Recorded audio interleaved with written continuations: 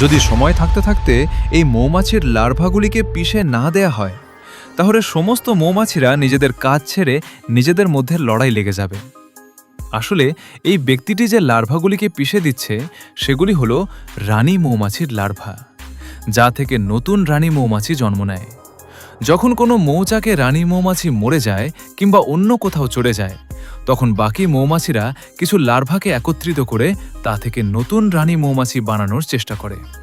কিন্তু যে কোনো মৌমাছির মৌচাকে কে বলে একটি রানী মৌমাছি থাকতে পারে, এই কারণেই যদি মৌচাকে একের অধিক রানী মৌমাছি হয়ে যায়, তো বাকি মৌমাছিরা একে অপরের সঙ্গে লড়াই লেগে যায়, কিংবা নতুন রানী মৌমাছিরা নিজের নিজের গ্রুপ তৈরি করে মৌচাক ছেড়ে অন্য জায়গায় চলে যায়, যার কারণে মৌমাছি চাষ যারা করে তাদের অনেক লস হয়ে যায়। এই জন্যই এরা একটি মৌচাকে একটি রানী মৌমাছিকে বাদ দিয়ে বাকি সমস্ত রানী মৌমাছির লার্ভাকে পিষে দেয়। এরকম আরও ইন্টারেস্টিং নলেজ জানতে ভিডিওটি লাইক করুন এবং চ্যানেলটি সাবস্ক্রাইব করুন।